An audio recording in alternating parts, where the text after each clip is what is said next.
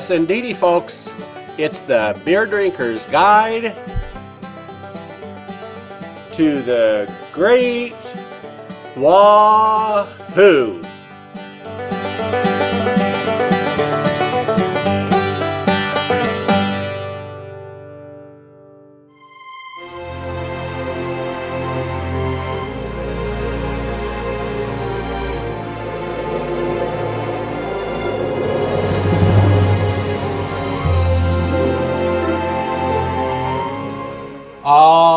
What can be more romantic than a guy tooting his horn over a Swiss lake? I, like everyone else, have long been fascinated by the Alpenhorn. The other day, I heard a bit of interesting news that got me thinking and doing a little research. Wikimedia tells us that the Alpenhorn goes by several names. One is the Alpenhorn. It is also known as the Alphorn and as the Alpine horn. However, its real name is a labrophone. Alpenhorns are made of a single piece of wood, usually spruce, sometimes pine. Always a soft wood so you can bore through them. In the olden days, a person would go out and try to find a tree that was curved on the end for making the horn part.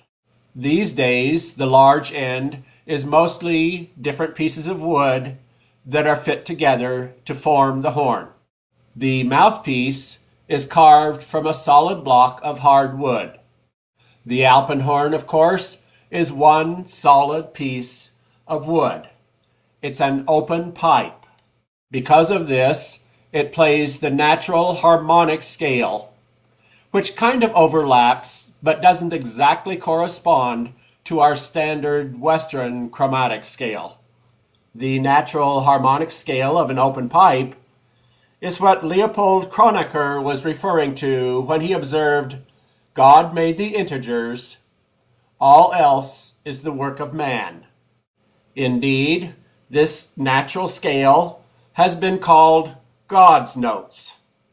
As Wikipedia so well put it, the remainder of the chromatic scale, which is enabled by keys, valves, slides, and other methods of changing the qualities of the open pipe, is just an artifact of mere mortals.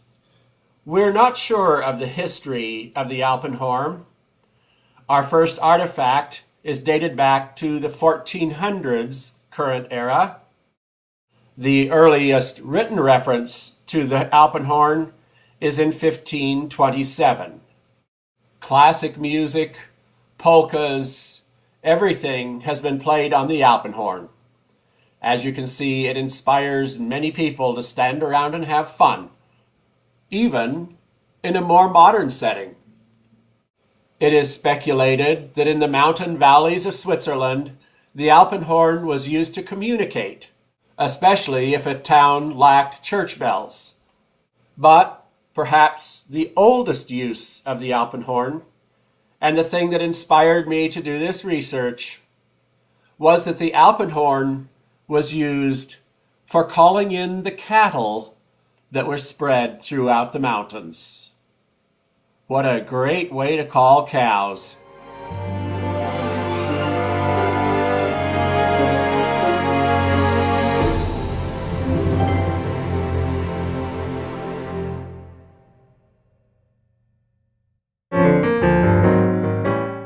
It's time to drive Steens Mountain.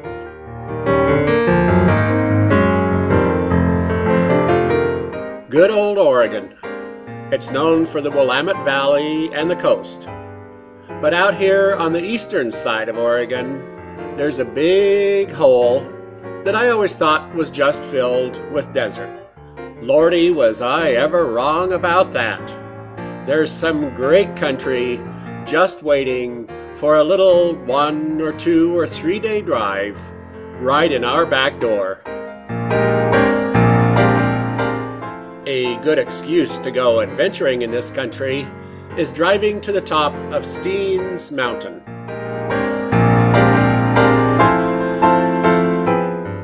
These Steens Mountains are the ones that you see off to the west as you drive from Winnemucca to Jordan Valley.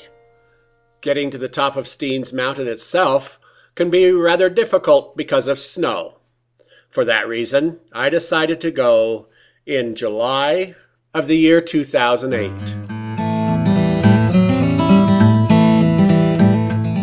On past episodes of Drive Steens, we've enjoyed Gentura, we spent a night in Diamond, and then we went driving up to Steens Mountain and down a very rough road on the way back. From there, we had lunch at Fields, and then we went on and almost ran out of gas before the gods of gasoline saved us at Adele.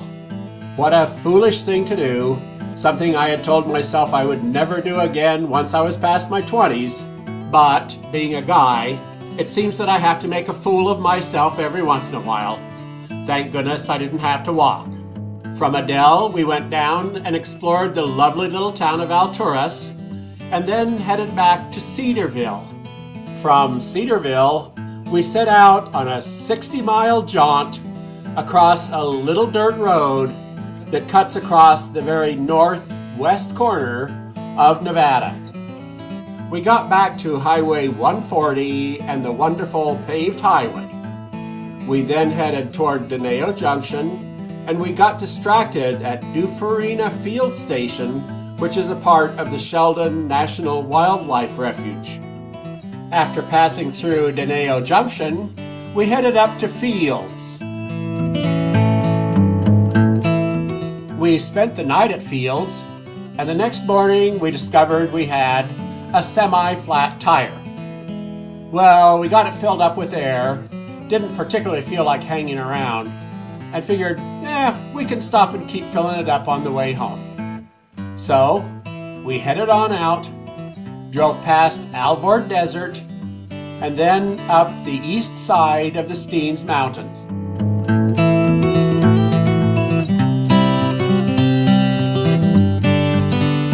On our last adventure here on Drive Steens, we made it to Burns Junction, found them without air to put in the tire, so we headed over to Rome. Beautiful Rome Station, where we enjoyed a hamburger.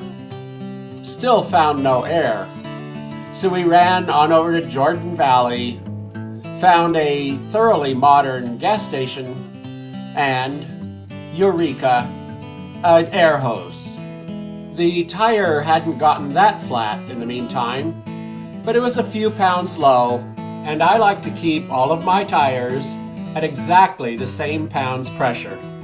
Once I got back to Boise, I went directly to the tire store and discovered that I had picked up a screw somewhere along the way, and fortunately it was in there solid enough so that I made it without having to hassle very much with a flat tire. I'm sure many of you have made the drive from Jordan Valley to Boise. Many of these scenes will be familiar. I must admit, this drive has some awfully beautiful spots that I particularly enjoy.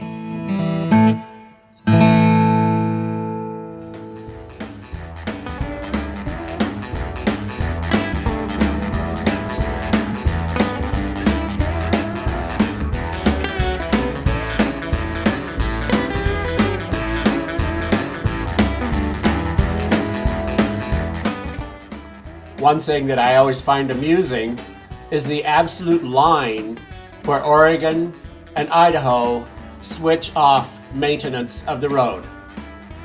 They use a different topping surface than we do. Usually, that's merely a matter of who has most recently chip sealed the highway.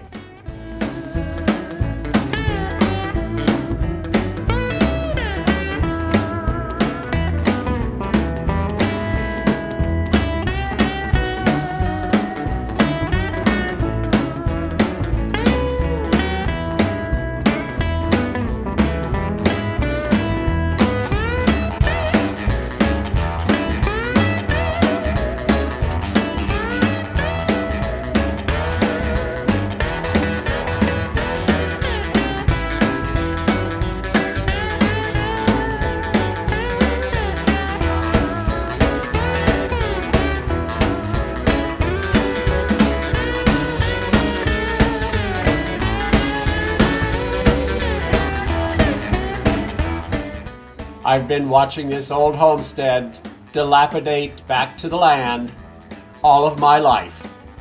It's always a milestone when I reach this spot. It marks the beginning of driving into the canyon that leads down to the hillside that drops us into the Snake River Plain.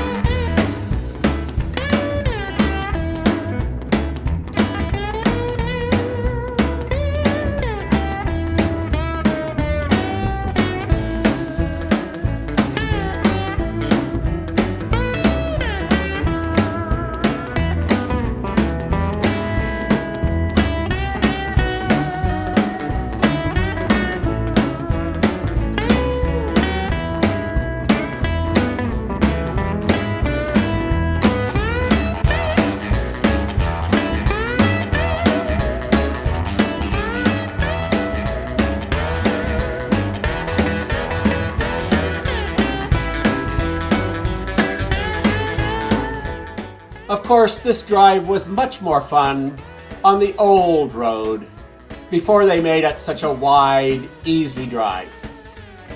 This was like going down the hill at Horseshoe Bend or up at Whitebird.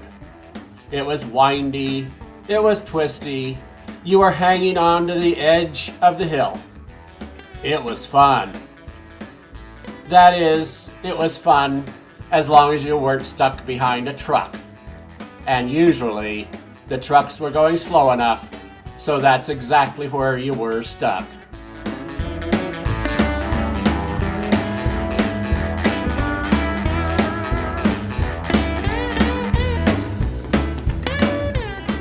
Here is the old road hanging onto the hill as you looped your way down the mountainside.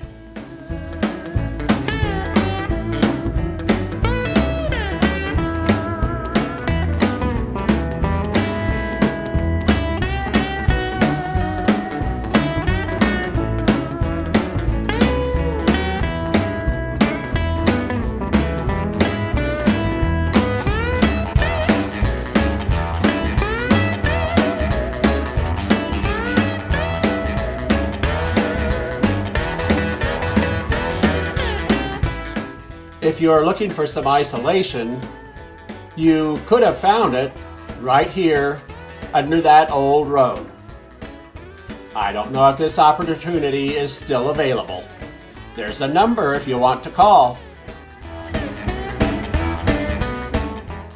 The new highway is wide and smooth and fast.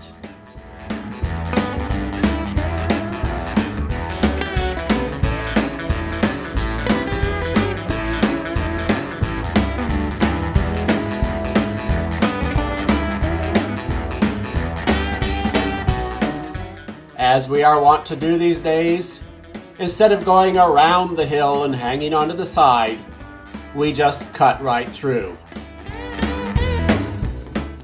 And then, suddenly, we look out over the Owyhee country, the beautiful Snake River Valley, and, in the distance, the Boise Valley joining it.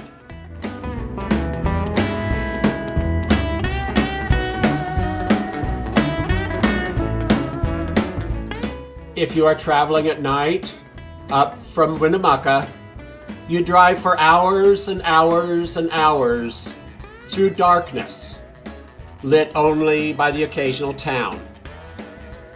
Once you come through this cut and look out over the valley of the Snake River Plain, a sea of sparkling lights lies beneath you. It really is quite impressive.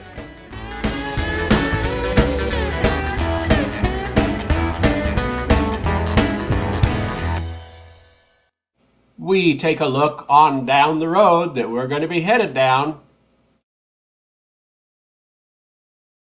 and we indulge in looking back at one last glimpse at that mighty cut from which we first saw the Owyhee country. we can certainly see where the highway department got the fill to create the modern even slope. As we drive along, we catch glimpses of the old road.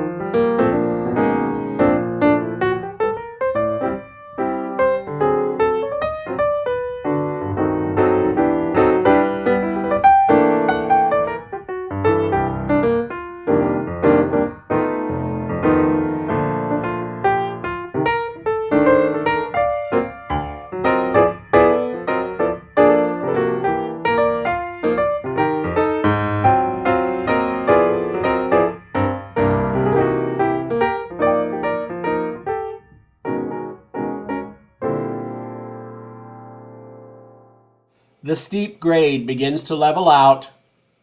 You go by a few low hills.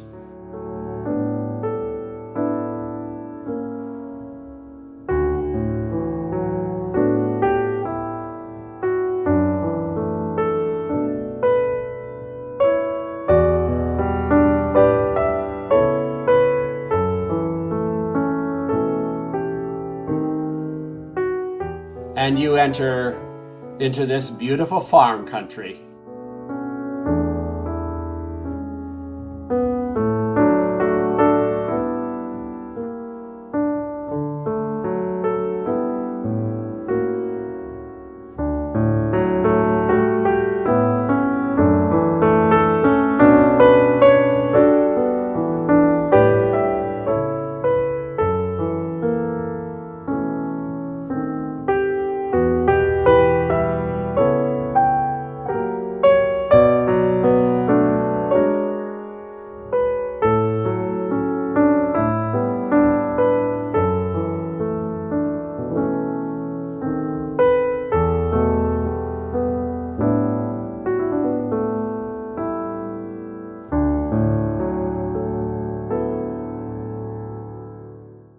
The town of Marsing is a charming little town.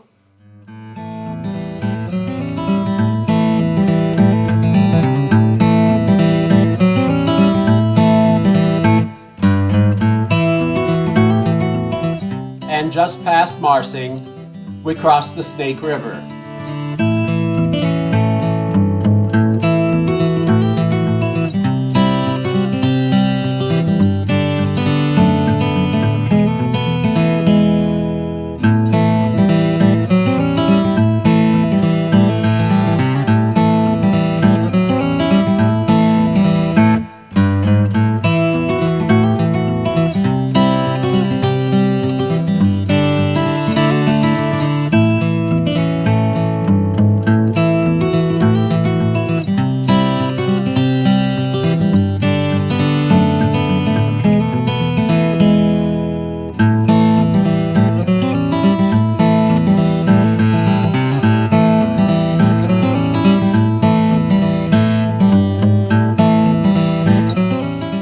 Just across the Snake River, we look up to see Lizard Butte, a lizard laying on a hillside.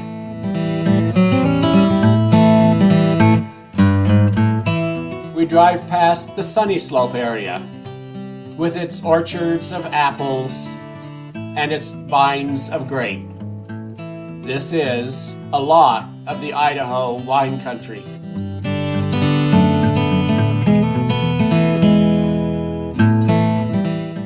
It is all irrigated by the New York Canal, taking water to Lake Lowell and distributing it over to the land that lies facing west, looking across the Snake River.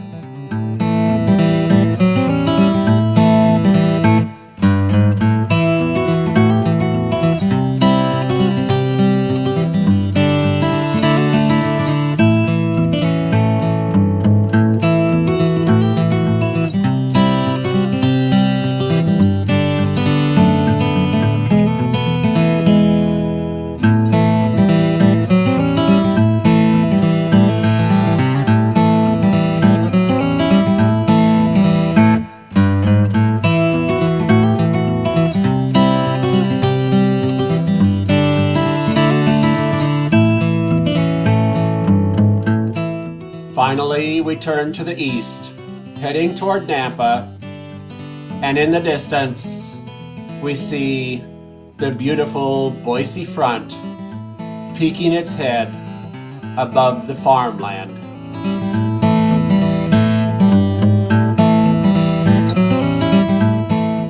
We've been on the road 4 days.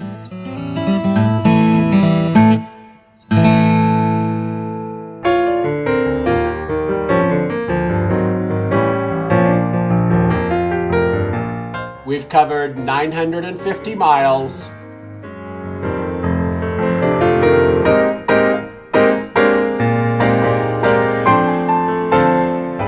We've been to the top of Steens Mountain and driven both the east and the west sides of the Steens Mountain Range.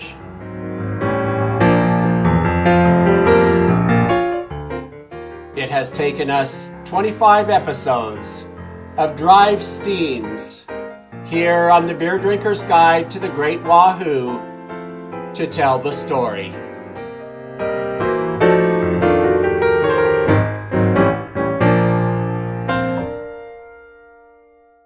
Now available from your beer drinking guide to the Great Wahoo, you can get DVD movies made up from different stories that have been shown here on the Great Wahoo. So far, there are 4 different DVDs with 7 different movies. You can check out the world's 2 greatest river floods, both of which happened right here in Idaho.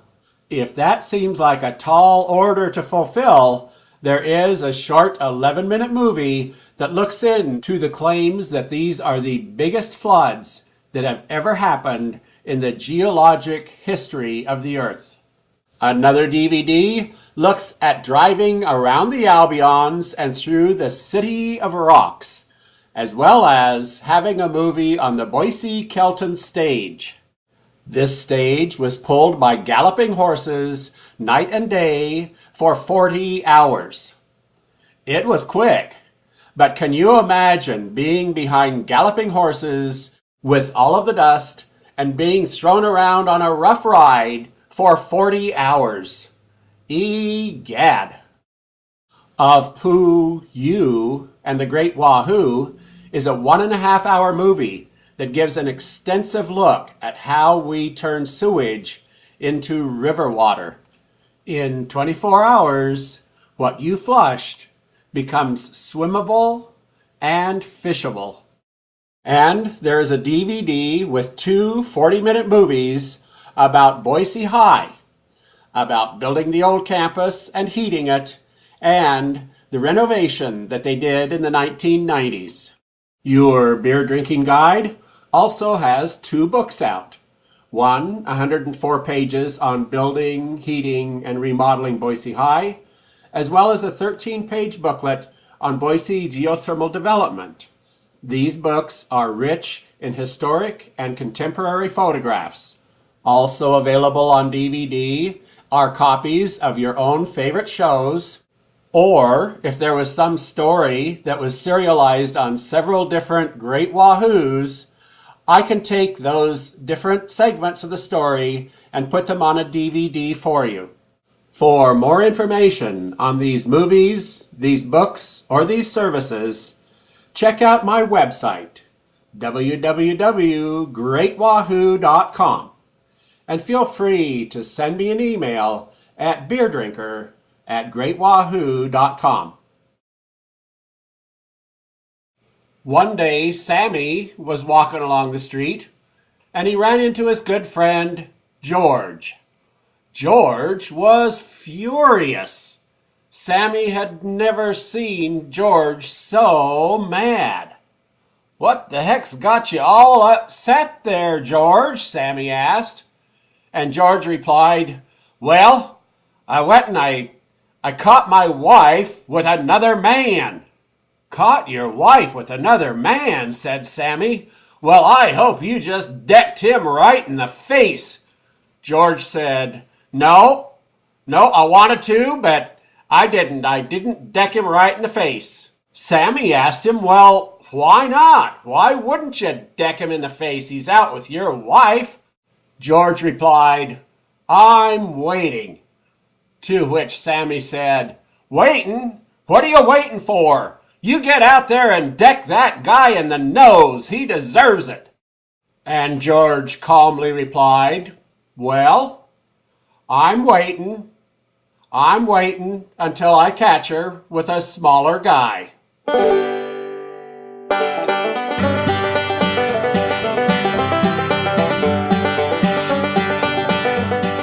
And that's this week's Beer Drinker's Guide to the Great Wahoo. Thanks for watching. I hope to see you next week. In the meantime, keep celebrating the Great Wahoo.